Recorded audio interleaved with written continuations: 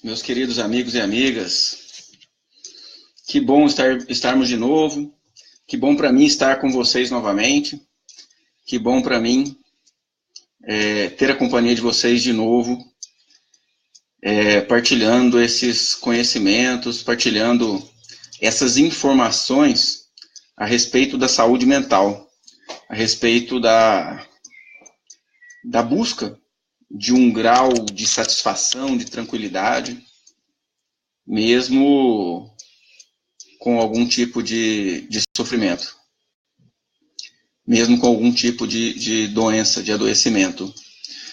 Eu estou transmitindo ao mesmo tempo pelo Face e pelo Instagram. Boa noite, pessoal. Boa noite, Thaísa. Boa noite, Amanda Pink, Rodrigo Ribeiro, Lu Pavel, Rodrigo Ribeiro. Boa noite, Tati Alves. Bom demais estarmos juntos novamente. Quem for entrando, fique à vontade em comentar e já colocar aí as suas dúvidas a respeito do tema. A esquizofrenia é uma doença incurável, onde a pessoa apresenta sintomas de psicose. A psicose é uma síndrome. A psicose quer dizer alucinação, ou seja, a pessoa escuta vozes, vê vultos. Na verdade, as alucinações podem pegar todos os nossos 5 sentidos. Então, pode existir uma alucinação auditiva, onde ele escuta uma voz chamando, é o mais comum. Ou essa voz pode ser uma voz de comando, uma voz mandando ele fazer alguma coisa, ou uma voz de ameaça, falando que vou te pegar, alguma coisa assim. Ele pode ter uma alucinação visual, onde ele vê algo que não existe, ou seja, é criado na mente dele. E pode ter alucinações táteis, ou seja, ele sente algo tocando. Eu senti uma mão pegando no meu pé. Eu sinto uma aranha andando no meu braço. Aí, na hora que ele olha, pode ter uma alucinação que é ao mesmo tempo tátil, ele sente andando no braço e ele vê aquela aranha andando no braço. Aí ele bate, se machuca, tentando tirar aquilo, etc. E as alucinações, elas podem ser gustativas, um sabor de alguma coisa bem específica, e as alucinações, elas podem ser olfativas também. A pessoa sente um cheiro, um odor característico de alguma coisa, nítido, mas que não há ali.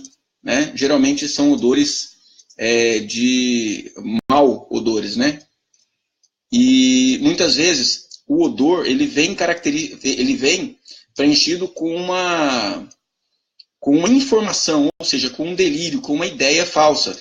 Então ele sente uma alucinação olfativa, por exemplo, de um mau cheiro, e ele atribui esse mau cheiro ao mau cheiro de cadáver. Podia ser uma outra coisa, mas ele tem lá na ideia dele uma sensação de que é um mau cheiro e é um mau cheiro de cadáver. Olá, Lisbela, boa noite. Boa noite, Silmara. Boa noite, Vanessa, Maciel. Boa noite, Fátima. Vanessa está compartilhando com a gente pelo Face. Para o pessoal que chegou agora, eu estou transmitindo ao mesmo tempo pelo Instagram e pelo Face, ok? Aí, se tiver com alguma dificuldade de transmissão em algum deles, se estiver cortando, vai para o outro, E a Vanessa Maciel está aqui compartilhando com a gente. Boa noite, tenho um irmão esquizofrênico, aprendendo a lidar com essa situação a cada dia. Sim, Vanessa, realmente ter um familiar esquizofrênico é toda uma situação especial, em que você vai ter que ter algum jogo de cintura e várias informações importantes para conseguir lidar bem com essa situação, ok? E a Vanessa complementa, pergunta, traz uma pergunta para a gente aqui. Meu irmão descobriu que tem alergia a leite e descobriu também que um dos componentes do remédio dele tem leite. Foi um sacrifício para mudar de médico e remédio. Passou por um tempo de crise, mas já está normal. Realmente, esses remédios que têm pequenas porções de leite podem afetar os pacientes? Sim, Vanessa, mas é exceção, tá bom? Isso é exceção mesmo. É muito incomum esse tipo de comprometimento. Boa noite, Elisângela, Rosa Maria, Lia, da Paz.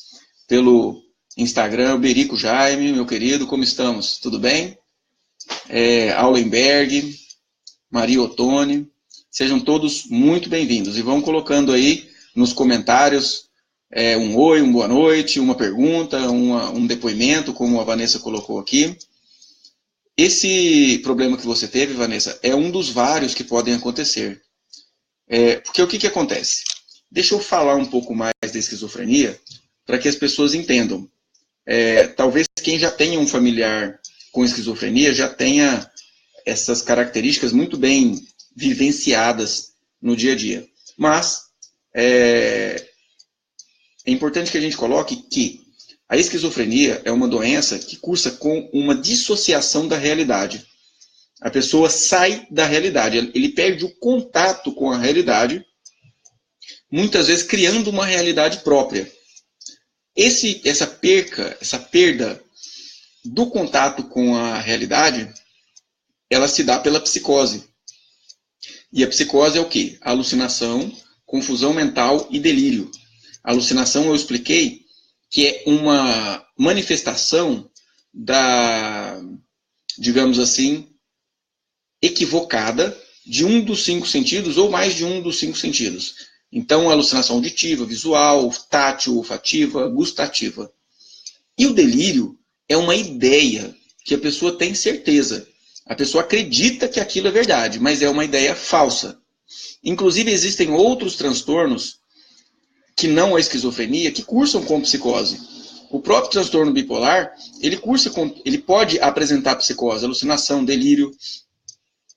Só que, geralmente, o delírio do transtorno bipolar, ele é congruente com o estado de humor.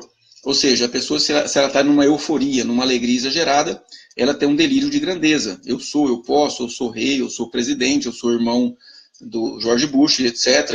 E vai inventando. E vai inventando não, e vai trazendo aquilo que ele tem certeza, né? Que parte da doença. E esse delírio, ele, na esquizofrenia, na maioria das vezes, é um delírio persecutório. A pessoa tem a sensação nítida de que alguém o está perseguindo. E aí, muitas vezes, esses delírios estão associados a alucinações.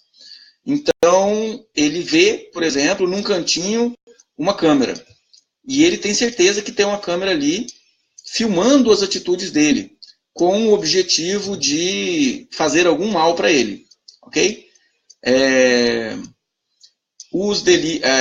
E a confusão mental é quando essa desagregação do pensamento, ou seja, essa fragmentação dos pensamentos, ela é tão intensa, essa perda do contato com a realidade é tão intensa, que os pensamentos começam a ficar embaralhados. Ou seja, ele vem numa linha de raciocínio, antes de terminar aquela já vem outra linha de raciocínio, antes de terminar aquela já vem outra, totalmente diferente. E dessa forma, nós temos aí uma confusão mental, que é justamente um discurso desagregado. Fala coisa com coisa, fala nada sem coerência, né? Esse tipo de manifestação de confusão acontece em um tipo específico da esquizofrenia, chamado esquizofrenia hebefrênica, ou esquizofrenia desorganizada, onde o que mais acontece é a pessoa estar confuso, ele fala coisa com coisa mesmo, totalmente fora da realidade. Não tem coerência nem para organizar um delírio. Porque o delírio da esquizofrenia que é mais comum, que é a esquizofrenia paranoide, é um delírio de paranoia. É um delírio onde a pessoa tem a certeza de estar sendo perseguida. E aí, muitas vezes, ele volta essa sensação para os seus próprios familiares. E aí ele deixa de comer, né? Ele deixa de comer porque acha que a comida pode estar envenenada. E aí, se você tentar falar para ele, olha, isso é coisa da sua cabeça, isso não é real, os vizinhos não estão te perseguindo, ele só vai se distanciar de você e ainda vai pensar que você está em conluio com a vizinhança que está tentando pegar ele. Ou seja, um delírio, o conceito de delírio é uma ideia que a pessoa tem certeza dele, ok? Se a pessoa começa a ter crítica, isso acontece. Olha que interessante. Logo que a gente faz um tratamento, que o remédio começa a fazer efeito, ele começa a lembrar, nossa, doutor, como que aconteceu aquilo? Eu estava pensando que o vizinho queria me pegar, né? Ou eu estava pensando que a minha mãe tinha colocado colocado veneno na minha comida. Ou seja, naquele momento ele tinha certeza que aquilo era verdade. Depois que o remédio começa a fazer efeito, ele começa a ter autocrítica ou crítica da realidade. Ok? Então, para quem está chegando agora, muito boa noite. Sejam bem-vindos. Linda Alves, Silmara, Rogério Duarte Cigarini, meu querido cunhado, tudo bem? Ariadne Cigarini.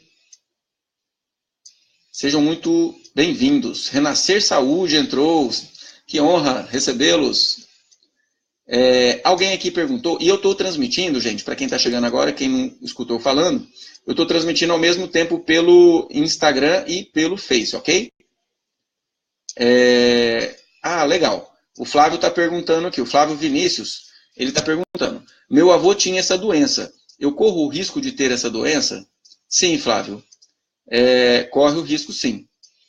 Quem tem um familiar de primeiro grau, ou seja, se for pai, mãe ou irmãos, tem um risco de aproximadamente 10% de desenvolver a doença em alguma época da vida. De segundo grau, isso vai caindo, ok? Na população em geral, o risco de ter esquizofrenia é de 1%. Ou seja, 1% da população tem esquizofrenia. A Márcia Voassoff está comentando aqui. Minha enteada está com essas alucinações. Pode ser esquizofrenia? Pode sim, Márcia. Porém, a esquizofrenia é um quadro bem característico por trazer um impacto muito intenso na vida da pessoa, um impacto muito grande. A pessoa já não consegue mais estudar, não consegue trabalhar se ele não fizer um tratamento adequado.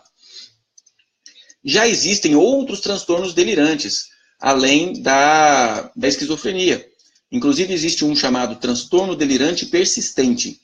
O que é? É um delírio específico, ou seja, uma ideia falsa, que a pessoa tem certeza que é verdade, que a pessoa carrega pela vida inteira. O resto da vida da pessoa funciona normal, mas aquele delírio ele é muito característico. Então, tive um paciente, por exemplo, de transtorno delirante persistente, não escutava vozes, não via vultos, o delírio dele não era de perseguição, na verdade era mais ou menos. Ele tinha certeza que em um relacionamento que ele teve aos 18 anos, isso ele estava com 45 anos, em um relacionamento que ele teve aos 18 anos, a maçonaria armou e fez ele terminar aquele relacionamento. E daí para frente ele tinha essa história sempre. A família nem conversava mais com ele sobre isso, porque ninguém conseguia convencer ele do contrário. Mas ele trabalhava, ele constituiu família, ele tinha uma vida normal. Isso era um transtorno delirante persistente, era um delírio só, bem localizado. Mas a esquizofrenia, ela não traz só delírio, ou seja, uma ideia falsa. A esquizofrenia traz um impacto na vida da pessoa muito grande. Boa noite, quem está chegando agora, Flávia Carvalho, Nayara, tudo bem? Elisângela, Náurea, sejam todos muito bem-vindos. Suzana, muito obrigado pela participação de todos.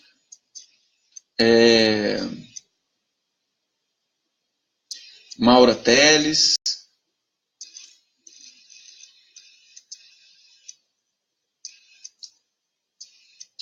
Muito legal. Pergunta da Amanda Pink aqui pelo Instagram. Ela está perguntando o que desencadeia essa doença.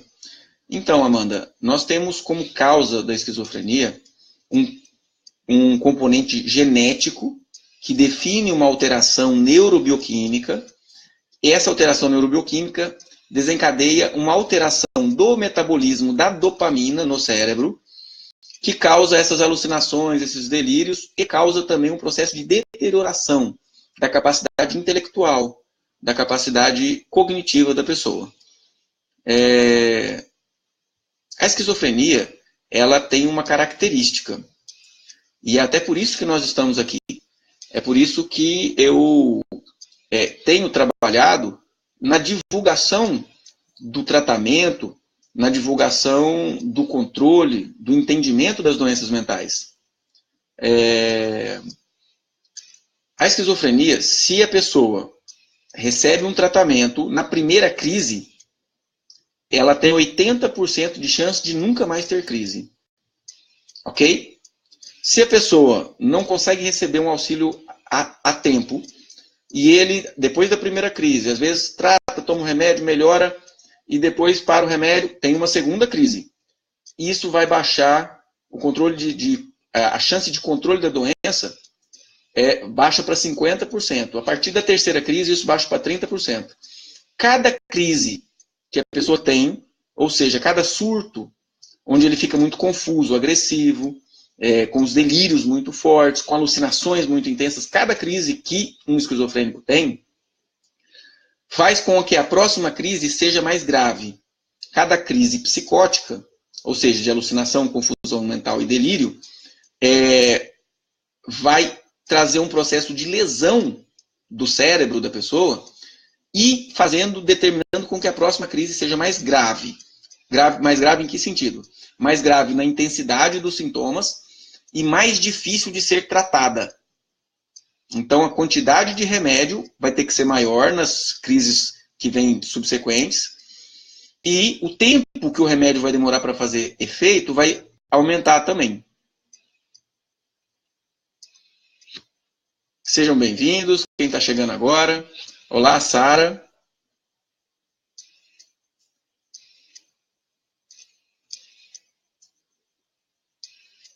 Leandro, Flávio Vinícius.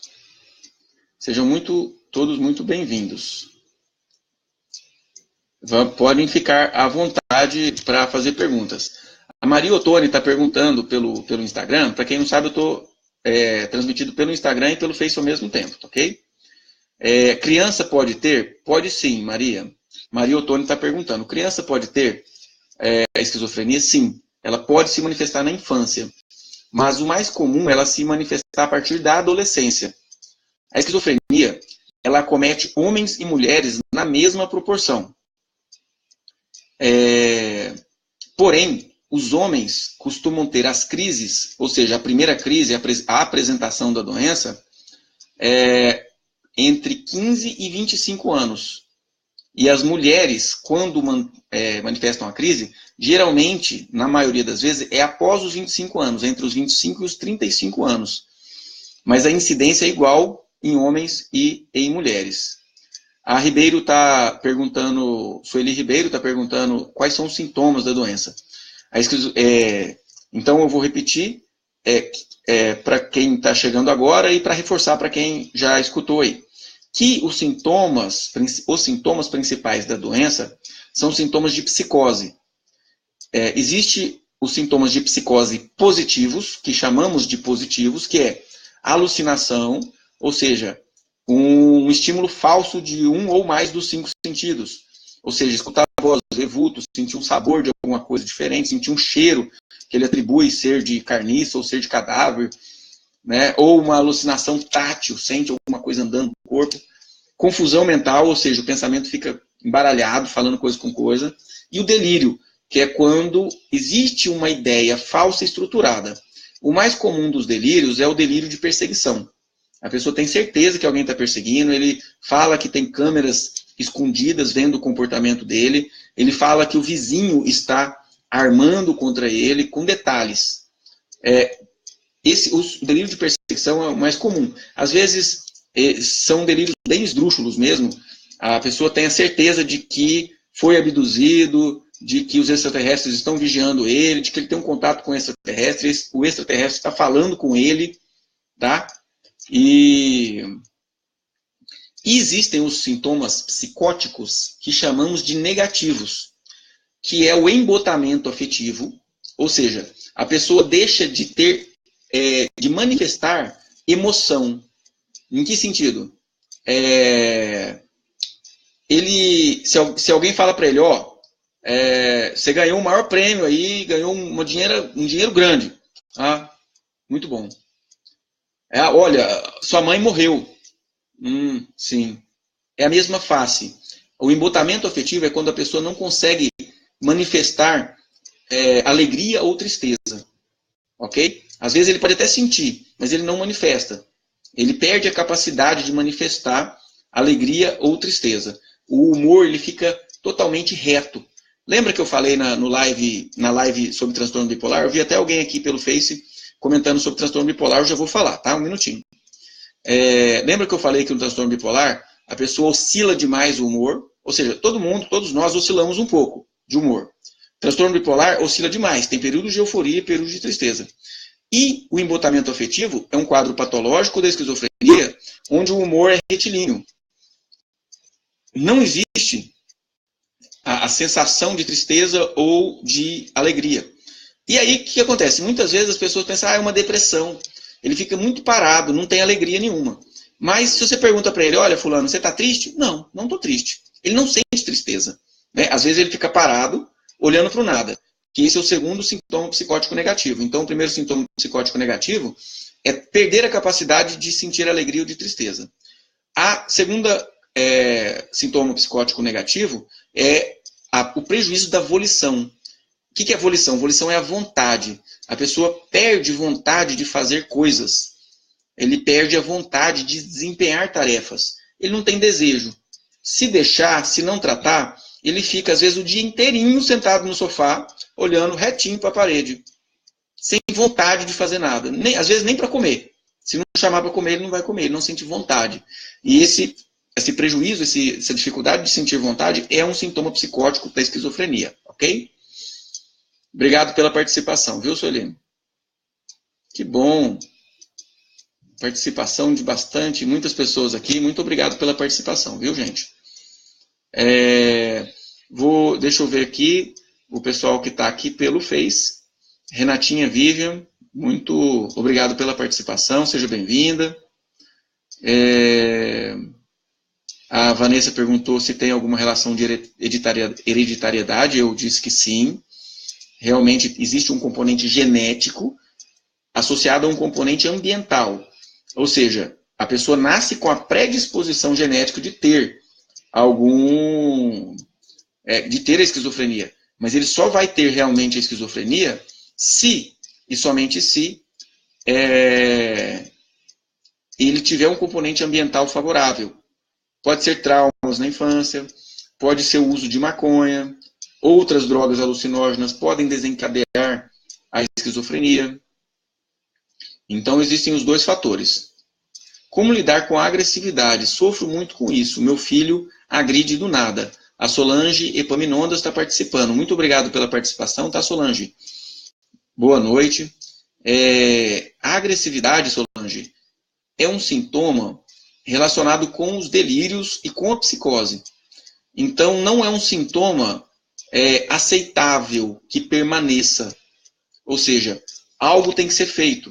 Né? As pessoas muitas vezes chegam lá para mim no meu consultório e falam, doutor, meu filho já está em tratamento, mas ele continua escutando vozes.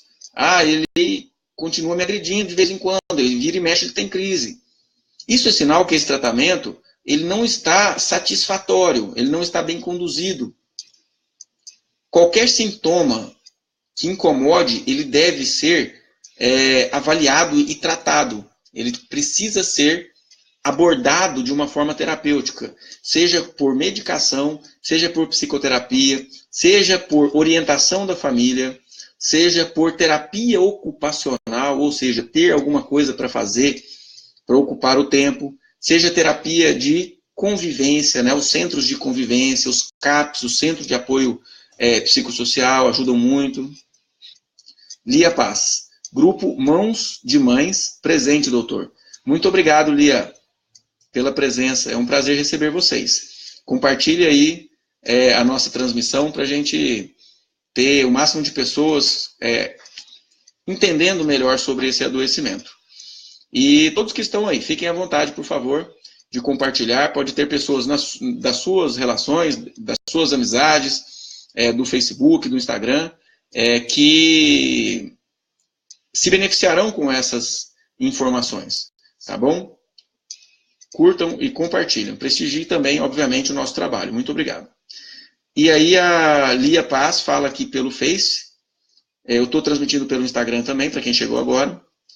Grupo Mãos de Mães presente. Doutor, obrigada por nos apoiar. É de extrema importância. A família precisa desse apoio. Nós, mães, precisamos desse apoio. Muito, Lia. Muito. As mães, elas são as pessoas que cuidam do paciente esquizofrênico. Muitas vezes os irmãos não têm paciência, os pais às vezes ficam distantes, mas é um trabalho árduo e constante para as mães, sem dúvida alguma. A Cris comenta aqui pelo Face, muito boa explicação. Muito obrigado, Cris. Obrigado pela participação. A Marisa está perguntando, o que temos a fazer quando eles nos atacam? A primeira coisa, Marisa, é entender um pouquinho o motivo dele estar atacando, ok? Isso para remediar de uma forma imediata. Se há um delírio, olha, a voz está mandando eu atacar. Ou, eu acho que você está me perseguindo, por exemplo. Se é um delírio que está mandando, se é o conteúdo do delírio que faz ele agredir, tenta entrar um pouquinho nesse delírio e fala, olha, eu te entendo perfeitamente o que está acontecendo. Vamos tentar resolver de uma outra forma? Evitar bater de frente. Porque quando você fala, não, isso não é verdade, o vizinho não está perseguindo, não, você está doido. Não pode falar isso, não pode. Não pode, na hora da crise, bater de frente. Pelo contrário, para que ele seja ajudado, o paciente esquizofrênico ele precisa se sentir entendido. Você não precisa afirmar e ficar repetindo que concorda com o delírio dele. Mas evita bater de frente, evita ficar falando que é coisa da cabeça dele, porque, na realidade, o que realmente vai tirar o delírio é remédio. Infelizmente. Pode fazer terapia cognitiva, pode ir lá explicar, falar, olha, isso é um delírio da doença. Ajuda um pouco. Depois que o remédio faz um pouquinho de efeito, você vem com essa informação. Olha, meu filho, isso é da sua doença. Essa voz que você está escutando não é externa. Foi criada na sua mente por um desequilíbrio da dopamina no seu cérebro. E, sob o efeito do remédio, pode ser que ele acredite. E ele vai acreditar à medida que o remédio faz efeito. Mas, de qualquer maneira, quando eles estão atacando, não bata de frente, ok? E busque o mais rápido possível o psiquiatra para ajustar a medicação. O delírio, a agressividade, a confusão mental, infelizmente, não são controlados com uma conversa ou uma psicoterapia. São controladas com remédio. Existe uma condição orgânica, grave, séria, dentro do cérebro, um desequilíbrio que é ajustado com a medicação. E é o ajuste da medicação que vai fazer zerar. Né? É óbvio que tem uma parcela pequena das esquizofrenias que são refratárias, ou seja, que não respondem à medicação. Essa parcela pequena dos esquizofrênicos refratários, existem medicações específicas para a esquizofrenia refratária, ou seja, aquela que a gente dá vários tipos de medicação e a pessoa não resolve. Existe, com muito benefício, com muita segurança, a eletroconvulsoterapia para os casos refratários também. Ok? Então, não dá para se dar por satisfeita e conviver com um filho agredindo ou tendo alucinação ou tendo crises frequentes. Algo tem que ser feito. Rodrigo Hunter, meu irmãozão, seja bem-vindo. Obrigado pela participação. Meu caríssimo irmão, estou todo ouvido. Beijo no seu coração, meu irmão. Vamos passando aqui para as dúvidas. A Tayane está perguntando, quando você vai fazer uma live sobre transtorno de ansiedade e síndrome de pânico? Estou com crises terríveis. Tayane, nós fizemos uma live sobre o transtorno, a ansiedade generalizada, depressão e pânico, tem umas 2 semanas. Pode ir na timeline da nossa página, Psiquiatria com Você, que está lá a live. Foi muito legal, tiveram muitas participações e foi muito rica essa nossa live sobre depressão e ansiedade. Pode ir lá, que lá eu falei muita coisa sobre pânico também.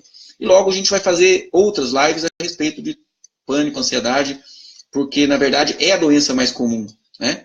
90% talvez dos pacientes que me procuram em meu consultório não são esquizofrênicos, não estão em delírio, em confusão mental. Estão, como eu, como você, muitas vezes preocupados e muitas vezes tendo essa preocupação de uma forma muito exagerada ou com rebaixamento do humor. Ou seja, o mais comum hoje em dia que a gente atende em consultório é o transtorno misto de depressão e de ansiedade. Logo, nós teremos outras lives sobre isso, tá bom, Tayane? Mas pode ir lá na timeline depois e ver a nossa live que a gente fez esses dias atrás. Beatriz Reinaldi, muito obrigado pela participação. Estamos assustados com essa doença. É tudo novo para nós. Sem dúvida alguma, Beatriz. Tomar uma aguinha aqui para molhar a garganta.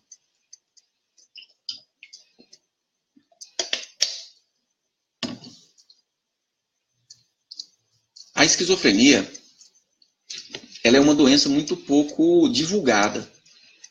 Existe o estigma. O que é o estigma? O estigma é o preconceito.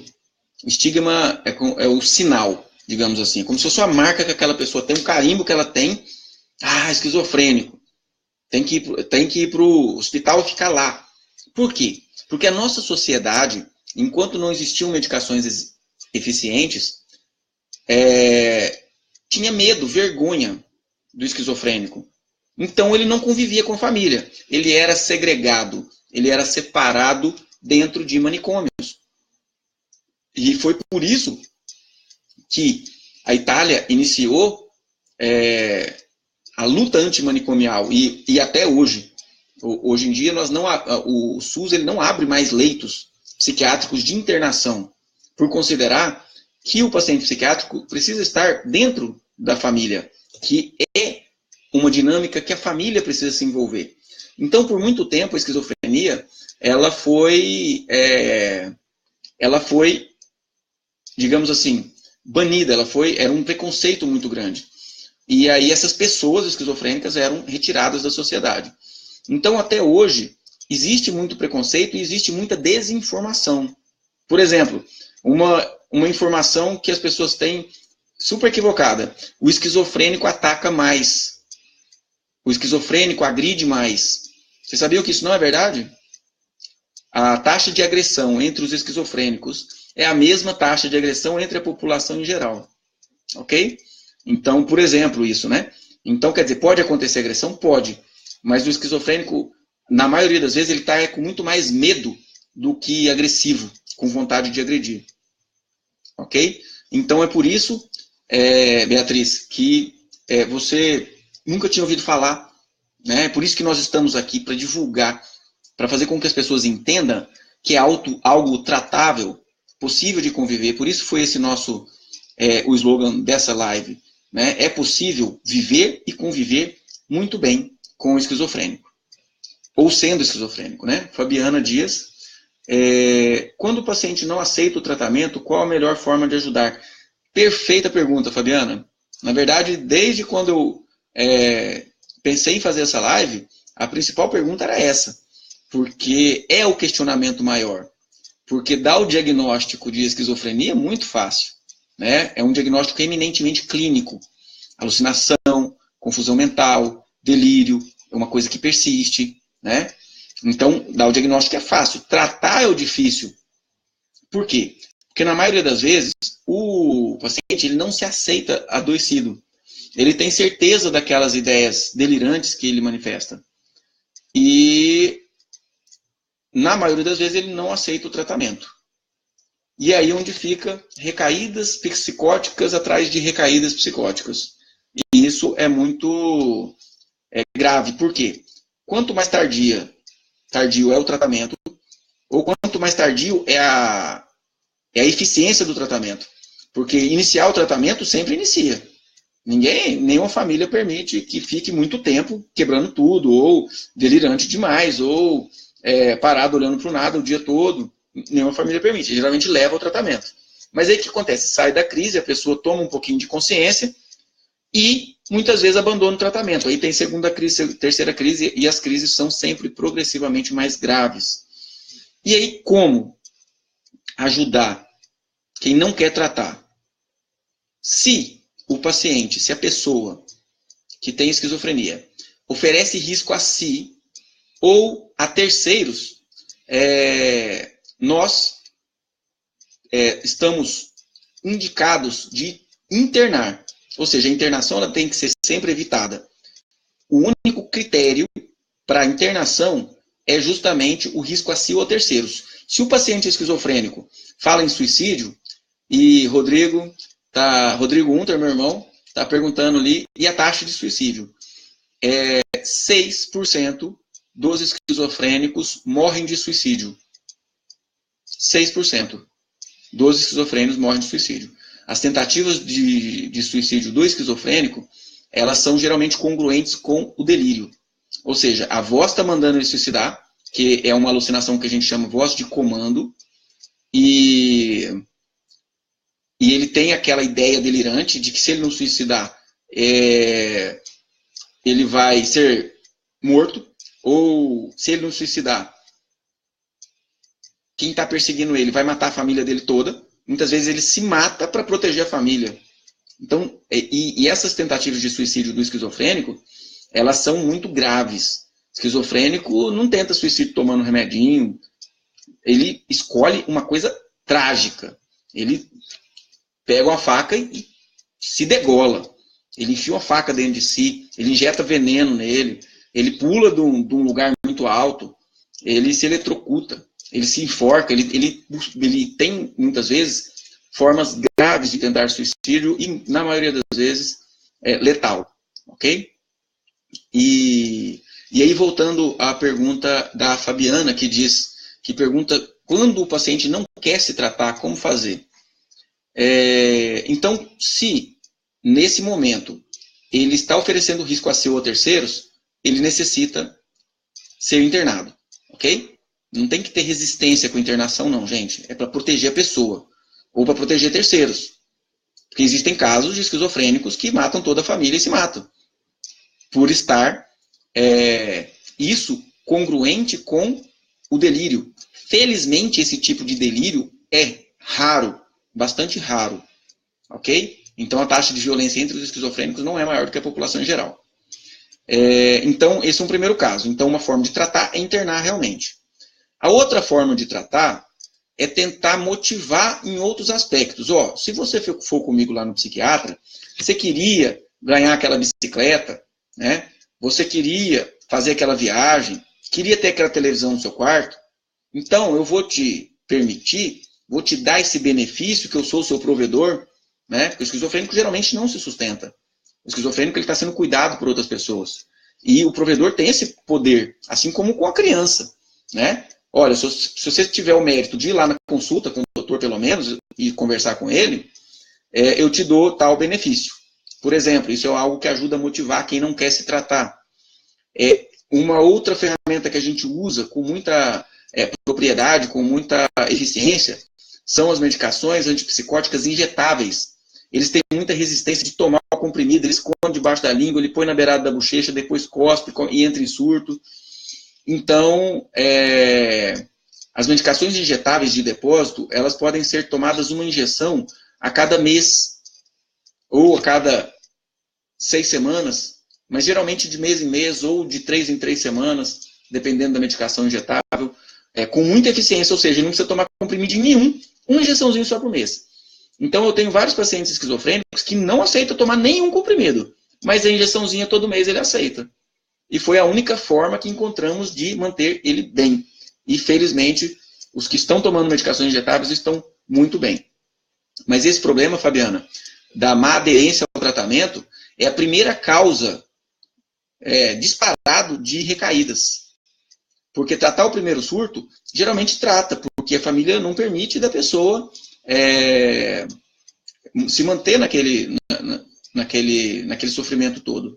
Mas aí depois ele dá uma melhoradinha, ele fala, não tem problema nenhum com isso não, para o remédio, novo surto. Então, a dificuldade de aderir ao tratamento é muito grande na esquizofrenia, sim. Assim como no transtorno bipolar também. Ok? Sejam bem-vindos. Marta Franco, que bom que você está aqui. Seja bem-vinda. Estamos falando de esquizofrenia. O Cris Farias. Doutor, o excesso de medicamento pode piorar? Ótima pergunta também. A gente não pode passar essa live sem falar dos remédios, óbvio. Acho muito alta a dose da clozapina do meu filho, 900 miligramas. Ele tem 13 anos. Essa dose, ela é uma dose de exceção, tá, Cris? Ela pode ser usada sim, mas é uma exceção. Geralmente usamos até 600 miligramas de clozapina. Porém, Cris, a clozapina, ela é das medicações mais eficientes, é uma das mais eficientes. Inclusive, é a medicação usada para tratar a esquizofrenia refratária, ou seja, a esquizofrenia que não resolveu com outras medicações. Então, e o seu filho tem 13 anos, né? Ou seja, ele iniciou o quadro de esquizofrenia, o quadro psicótico, muito novo. A precocidade do aparecimento do sintoma prediz uma gravidade maior da esquizofrenia. Então, talvez por isso, ele tenha a necessidade de tomar, sim, 900 miligramas. E o que o excesso de remédio pode piorar? É o excesso de sedação, ou seja, fica sedado, sonolento, né? É o que se fazia antigamente.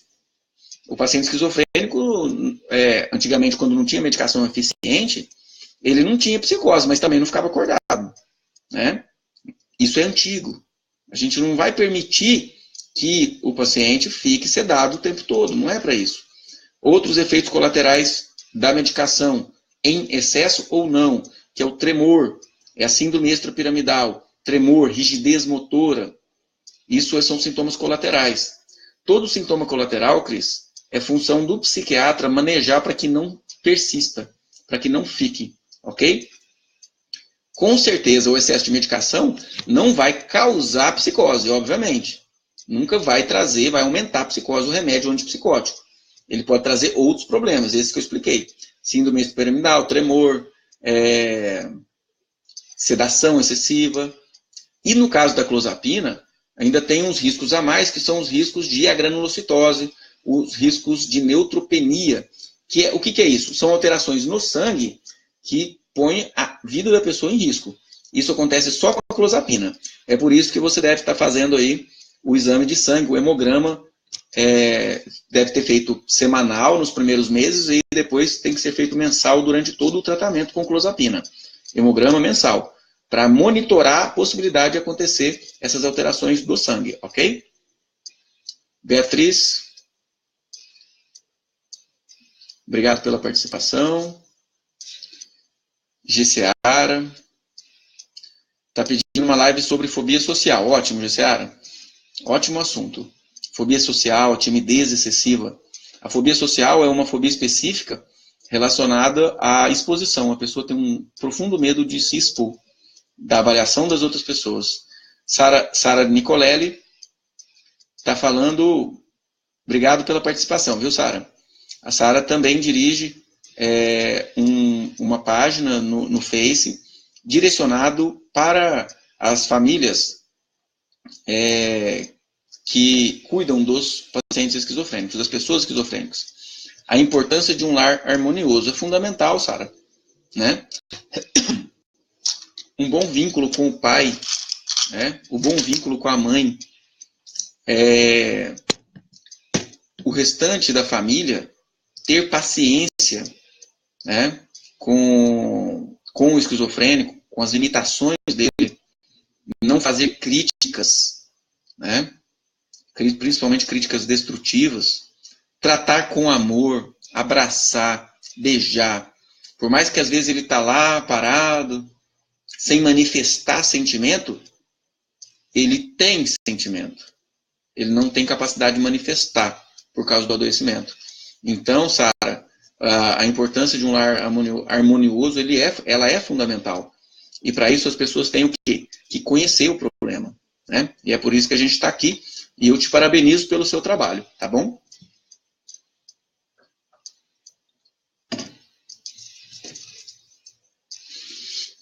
Então a Lia está falando da dificuldade de aceitação do doente, isso mesmo.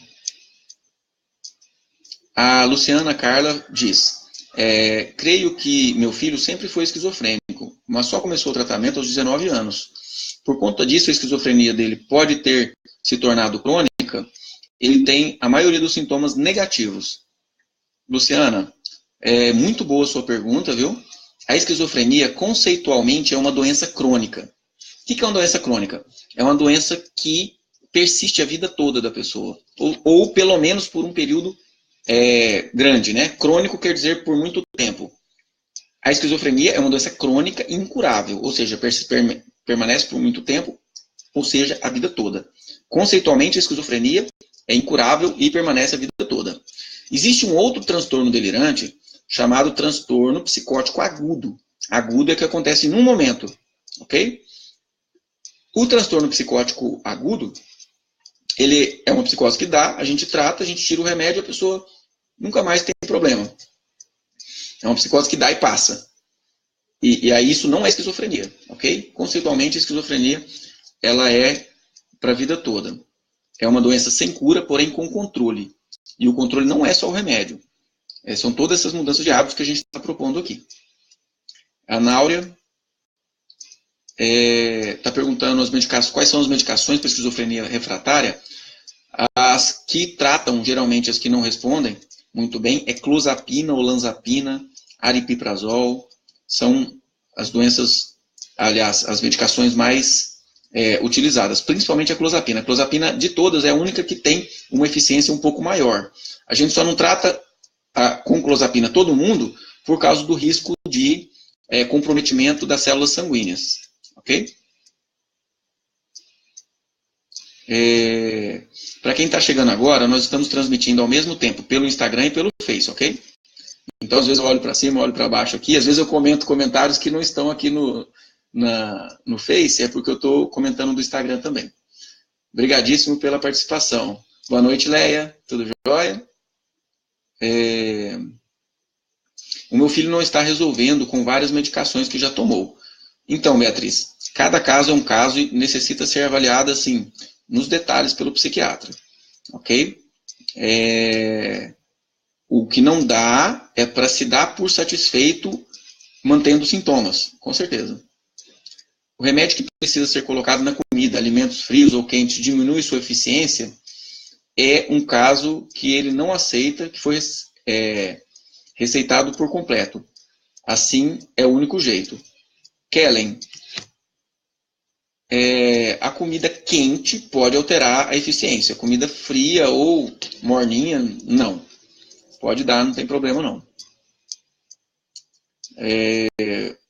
Mas eu vejo que é um fator de bom prognóstico, ou seja, um critério de perceber que o paciente está bem, ele se perceber na doença e perceber a própria necessidade de se tratar.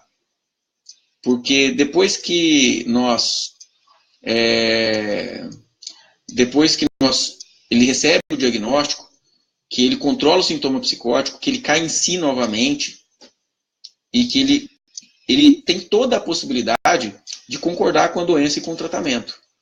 Se ele não concorda com a doença e com o tratamento, é sinal que a psicose ainda está, de certa forma, ativa. Tá bom? Cristiane Freitas. Doctor, na refratária, depois de testar todos os medicamentos, só resta a ECT? Sim. A ECT tem as suas indicações. Não só na esquizofrenia refratária, mas como na esquizofrenia e nas depressões com quadro de catatonia, onde a pessoa fica absolutamente parada, sem falar nada, sem fazer nada. É uma paralisia geral que, com alto grau de mortalidade, inclusive, que a pessoa não se alimenta, se desnutre, é muito complicado. Mas a eletroconvulsoterapia, Cristiane, é usada hoje em dia com boa eficiência. Com boa eficiência, sim. Tá bom? Obrigado pela participação aí. Paula Gama, muito bom assistir essa live e estar por dentro da doença. Muito obrigado, Paula. Seja muito bem-vinda. Obrigado pela participação e pelo elogio também. Renatinha Vivian. Doutor, tenho muita curiosidade de saber por que meu filho usa fluoxetina, esquizofrenia paranoide. E ele é um de 3 portadores, somente que conheço que usa antidepressivo.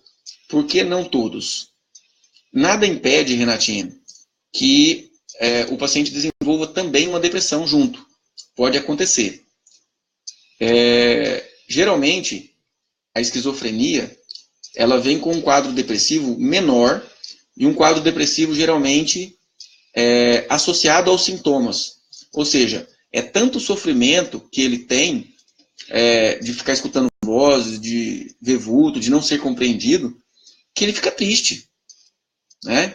Vamos supor que todo mundo, sua família, pessoas do seu trabalho comecem a te perseguir, querendo te fazer mal. Não tem como não ficar triste, ou ansioso, ou preocupado. Às vezes, então, a esquizofrenia vem com depressão, com pânico, ok? Porém, quando o quadro de depressão ele é mais grave, mais gritante, ou não só a depressão, mas períodos de euforia aparecem também junto da esquizofrenia, aí o diagnóstico muda. Aí já não é esquizofrenia. É o que nós chamamos de transtorno esquizoafetivo. O transtorno esquizoafetivo é uma doença que é como se fosse uma mistura de transtorno bipolar com esquizofrenia, né? Com as características de ambas. O transtorno esquizoafetivo ele é um pouco mais brando, um pouco menos grave do que a própria esquizofrenia. Ou seja, tem um prognóstico melhor do que a esquizofrenia. Ok? Então, perfeitamente natural haver, em alguns casos, a necessidade de tomar antidepressivo, que, no caso, você citou, Renatinha, é a fluoxetina. Silmara de Lara, obrigado, gente, pela participação. Nossa, muitas participações, muito obrigado, viu, gente? Cláudia Silva, meu filho iniciou o tratamento para esquizofrenia desde os 8 anos de idade. Hoje está com 34 anos e está equilibrado. É comum crianças desenvolver? Não é muito comum, Cláudia. É a minoria. Mas acontece. Pode acontecer, sim. Da esquizofrenia já apresentar na infância. E o fato dele estar equilibrado com 34 anos, mesmo tendo tido uma apresentação precoce, indica um bom tratamento, Cláudia. Indica uma boa abordagem. Tá? Muito bom. Rosilei Alves, obrigado pela participação. A Rosilei está falando. Olá, doutor. Eu ouço vozes e músicas já há uns 5 anos, mas elas não me incomodam e é até agradável. Também não tenho delírios. Mesmo assim, isso pode ser considerado esquizofrenia? Absolutamente não, tá, Rosilei? A esquizofrenia ela é muito mais do que uma alucinação ou outra, ok? A esquizofrenia ela é uma doença que traz um impacto enorme na vida das pessoas. Existem vários estudos que mostram que uma porcentagem grande da população tem alucinações. Escutam a voz de vez em quando falando, ou de vez em quando aparece alguém e fala uma mensagem, às vezes uma mensagem boa.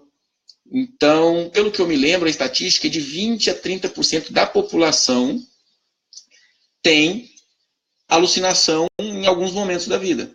Né? Então, isso não quer dizer um adoecimento grave. Inclusive, existem correntes de pesquisa que atribuem claramente essas alucinações, que não trazem impactos negativos, como fenômenos que seriam espirituais, fenômenos que seriam mediúnicos. Inclusive, o Dr. Alexander Moreira Almeida, de Juiz de Fora, ele chama isso de fenômenos anômalos não patológicos. Né? Por exemplo, o pastor da igreja escuta uma voz. Né? É o Espírito Santo.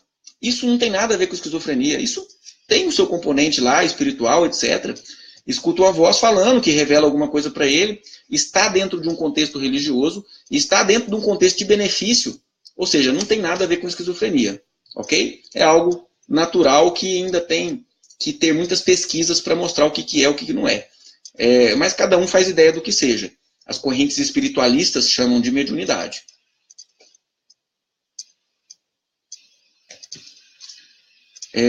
Então, Rosilei, pode ficar tranquila, tá bom?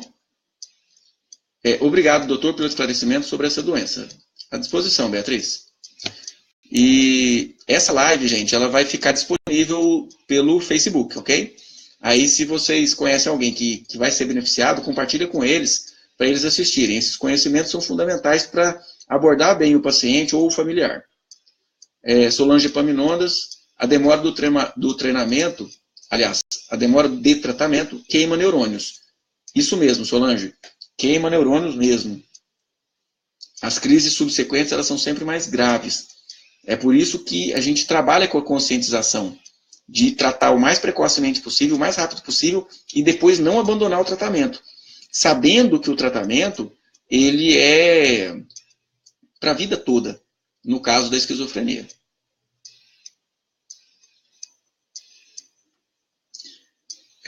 Zazá, seja bem-vinda. Corretíssimo em suas colocações. Muito obrigado, Zazá.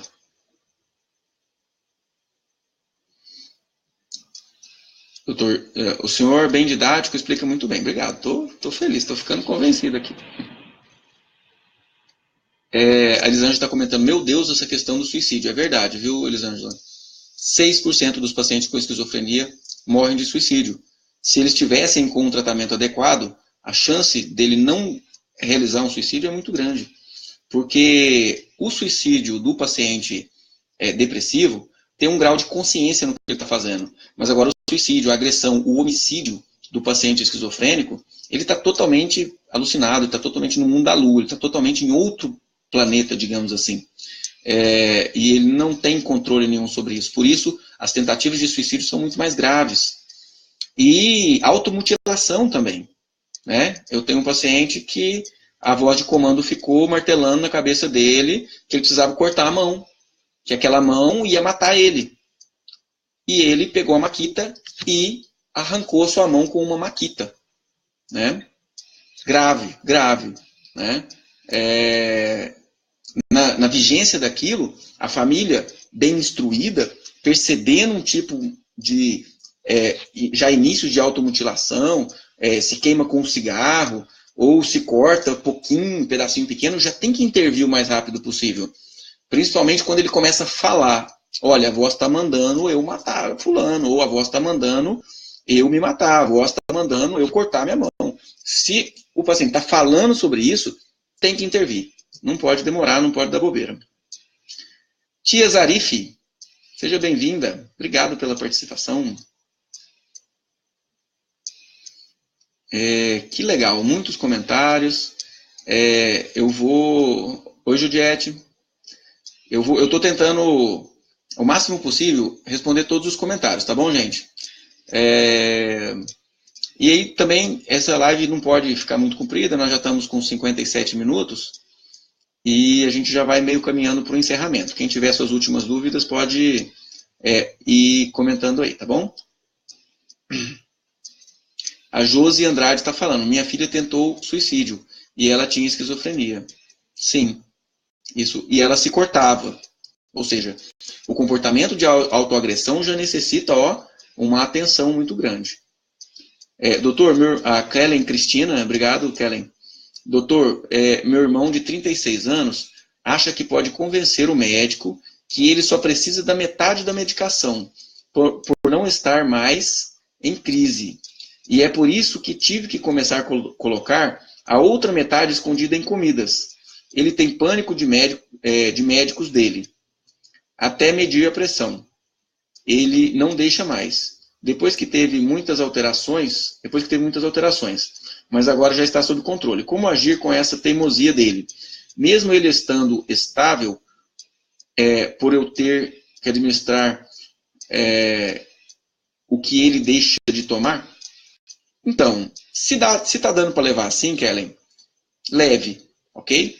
Porque o que acontece? Nós vemos que existem os sintomas residuais, ou seja, são sintomas que restam mesmo com todo tipo de tratamento. Esses sintomas residuais, o nosso esforço na psiquiatria, o nosso esforço nas terapias, é que esses sintomas residuais sejam os menores possíveis, entende? Então, se for algo mais tranquilo, mais tolerável, que várias alternativas de solução foram tentadas e não foi conseguido, acaba que a família tem que aprender a conduzir, aliás, aprender a conviver com isso de alguma forma. A transmissão do Instagram, ela só fica 1 hora, então dentro de 30 segundos ela interrompe. Eu vou zerar e vou reiniciar para a gente fazer mais uns 10 minutos transmitindo também pelo Instagram, tá bom? E para a gente responder as últimas questões aqui. Que essa live está muito animada hoje, estou gostando. A Kellen. Kellen, doutor, parabéns pela iniciativa. Obrigado, Kellen. Sensacional. Adorei a explicação dos estigmas e de como era antigamente na sociedade. O noticiário e a novela atual não refletem a realidade. como foi a novela antiga que tinha a personagem Tarso. Exatamente, Kellen. Na verdade, as novelas, elas têm um papel de, digamos assim, de informação social também. E isso é uma responsabilidade muito grande para os canais, né?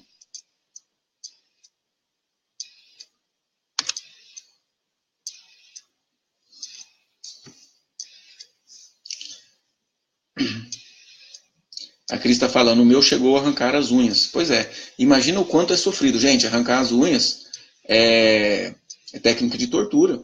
Você imagina o sofrimento psíquico que a pessoa tem que estar para fazer isso. Imagina o sofrimento psíquico que a pessoa tem que estar para pegar uma maquita e cortar o próprio braço. Então, nós não podemos nos mostrar indiferentes a tanto sofrimento. Né? Nós temos que informar.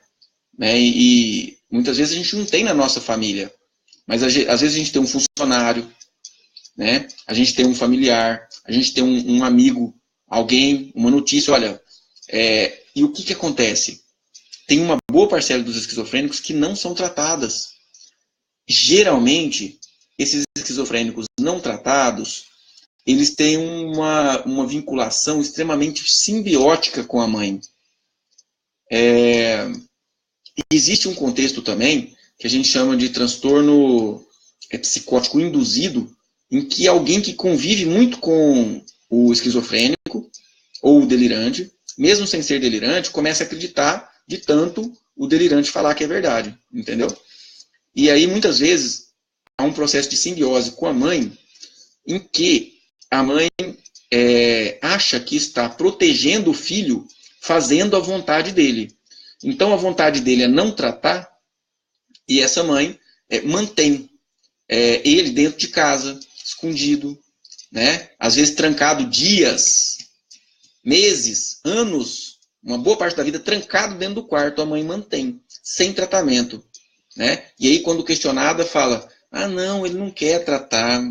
Né? Não, ele é assim mesmo, ele é assim desde novo. Né?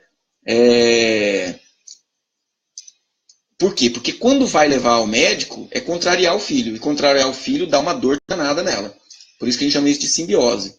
É um processo que ela é beneficiada e ele é beneficiado de alguma forma e todos os dois sofrem demais. Muitas vezes em relações adoecidas.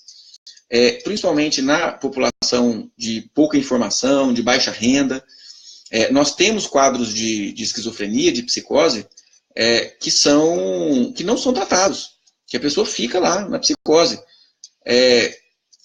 Moradores de rua, andarilhos, têm uma quantidade de psicóticos esquizofrênicos enorme.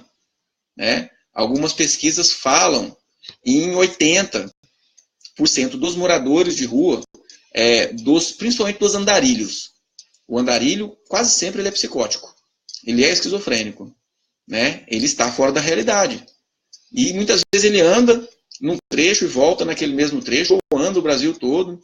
Né? E imagina o tanto que o andarilho sofre dentro do delírio dele. Né? Às vezes descalço. Né? Então, ter esse tipo de conhecimento não é só para quem tem um familiar esquizofrênico. Né? É para todo mundo.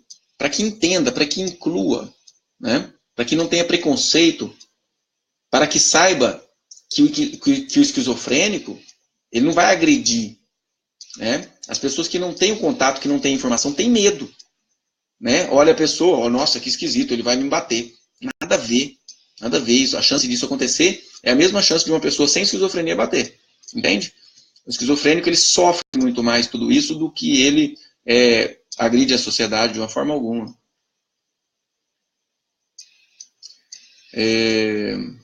Ok? Então vamos lá. Vanessa, esclarecimentos incríveis. Obrigado, Vanessa. Vamos ver mais comentários. A Renata Rê. Obrigado, Renata, pela participação aí.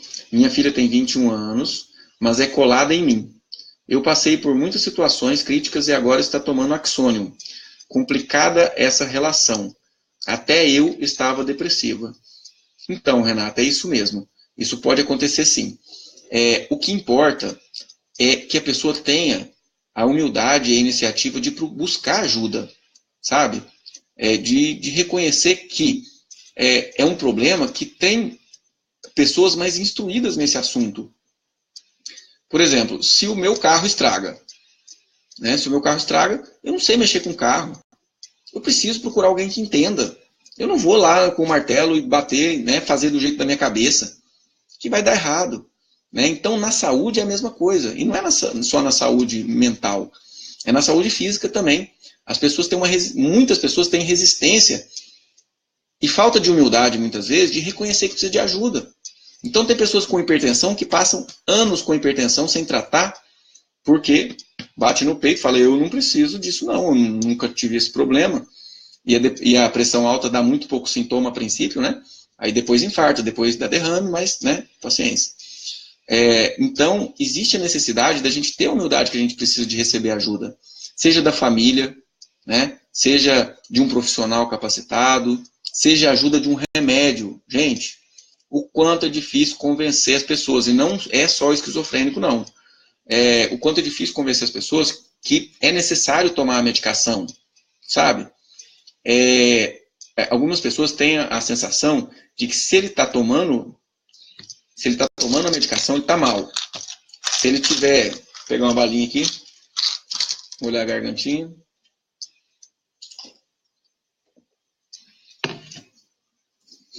Então as pessoas têm um conceito equivocado que se ele estiver tomando medicação é porque ele está mal.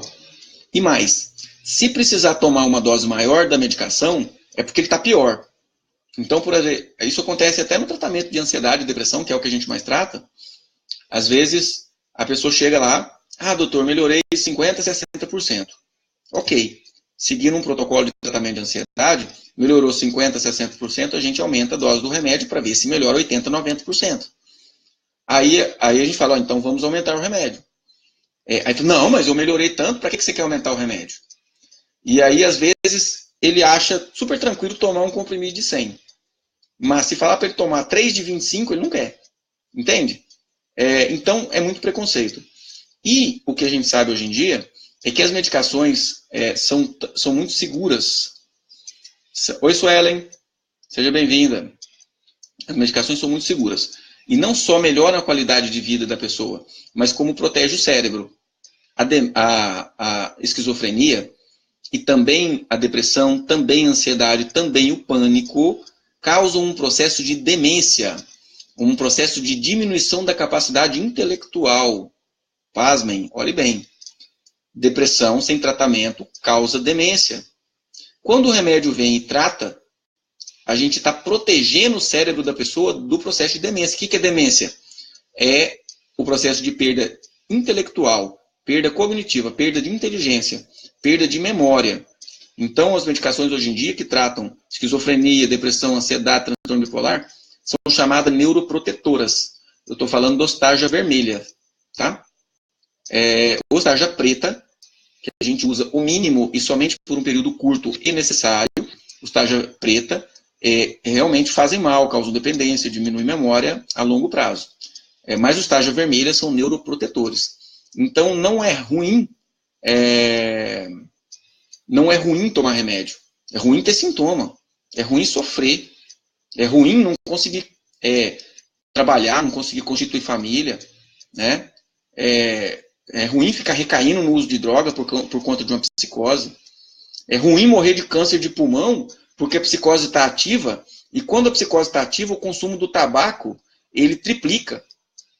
Porque tem um estudo que mostra que o tabaco ele dá uma diminuídazinha no sintoma psicótico. Então, o esquizofrênico, quando está com muita psicose, fuma um cigarro atrás do outro. A Francilene Noronha, pelo Instagram, está comentando aqui com a gente. Sobre o tratamento em relação à medicação, o paciente se nega a tomar, com isso não se alimenta. Não toma banho. Nesse caso, como é feito o tratamento? Então, Francilene, a gente tinha comentado agorinha a necessidade de estar estabelecendo alguma estratégia. Quando há um risco à vida da pessoa, ou seja, ele não vou comer mais, e não está comendo, ou seja, ele pode morrer disso, ele pode desnutrir, ele pode pegar uma doença oportunista e morrer, a solução é internar. Se ele não quer tratamento, se ele está falando em se matar, tem que internar. Se ele não quer fazer o tratamento, ele está falando de matar uma outra pessoa, que já agrediu alguma pessoa, às vezes mora sozinho com a mãe, já agrediu a mãe, tem que internar, entende? Isso é uma pressão muito grande para o esquizofrênico tratar a sua doença. Porque o que acontece? No final das contas, o que faz uma pessoa mudar de atitude é o sofrimento, né? Então, às vezes, internar por um período mesmo que curto é um sofrimento. É lógico que ninguém quer internar. E, às vezes, a internação passa a ser uma motivação para usar o remédio. Olha, se você não tomar o remédio, eu vou te internar, né? E, opa, dá esse remédio aí. Eu prefiro o remédio do que internar. Na prática, infelizmente, a gente acaba usando esse recurso de persuasão, né? Não é o ideal, claro que não. Né? O ideal era que ele concordasse, que tenhamos abordagens com psicólogos capacitados para convencer ele de fazer o tratamento, mas isso nem sempre está bem dentro da nossa realidade. Tá bom? Eliane. Elaine Matos, obrigado pela participação, Elaine. Doutor, no CAPS nunca me informa corretamente sobre minha doença, porque vários CIDs, o meu é CID-20, né? Qual a diferença do meu diagnóstico? Por que tanta diferença se lá somos todos iguais? Elaine, na verdade, o diagnóstico ela é uma atribuição do médico dar. O que acontece é que muitos profissionais não estão capacitados, bem capacitados, para dar o diagnóstico. Isso é até menos comum. O mais comum é o médico, muitas vezes, não estar muito disposto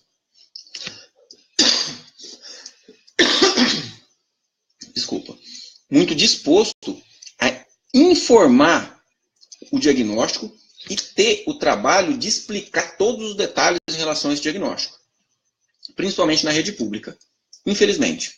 Então, muitas vezes, o paciente vai lá no ambulatório de psiquiatria da rede pública ou no CAPS, o médico sabe o diagnóstico dele, mas o médico não fala, porque isso vai demandar um tempo de informar, de convencer a pessoa que ele tem aquele diagnóstico.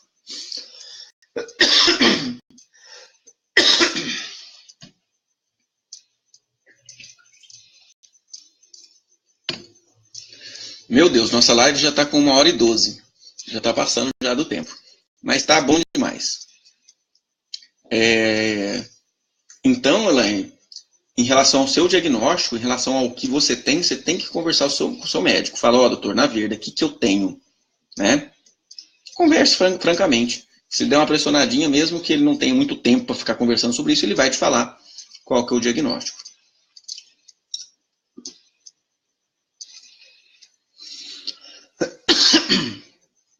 A Nádia está perguntando. Esquizofrenia não tem cura. Qual o gatilho que desencadeia? Pode ser vivências traumáticas e maconha. Tá bom? Maconha já está determinado como uma causa de esquizofrenia.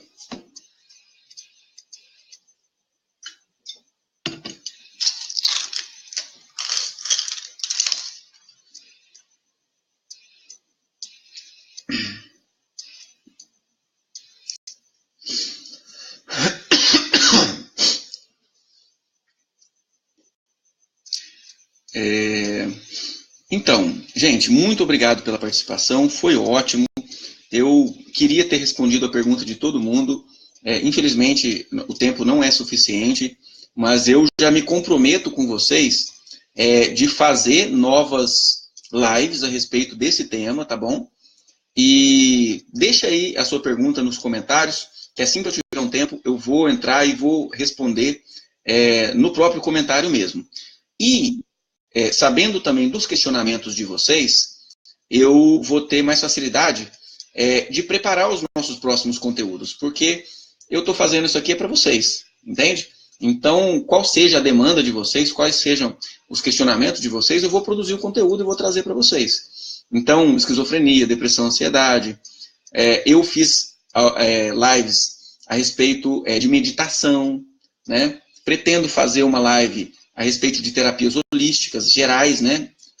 A meditação é um tipo de autotratamento holístico, digamos assim. Eu fiz já algumas lives sobre o próprio transtorno bipolar. Então, inclusive estão todas na timeline da nossa página, da Psiquiatria com Você, tá bom? Via de regra, eu venho fazendo outros vídeos a respeito de outros assuntos. Eu trabalho também na área do coaching, e vejo que é um componente um componente gerador de saúde mental, o desempenho, entende? O bom desempenho, o resultado, né? A resposta. E o coach, ele trabalha muito com essa questão do resultado, do cumprimento de meta, de objetivos, né? Tá bom, gente? Muito obrigado. Eu tô aqui despedindo, querendo ficar, mas já tá 1h15 de live, a gente volta a falar sobre esses assuntos de novo, tá bom? Se tiver mais algum questionamento, bota aí nos comentários, que eu vou responder logo logo. Curte, compartilha, transmite para toda a sua lista aí, tá bom? Beijo no coração de vocês, boa noite e até a próxima. Tchau, tchau.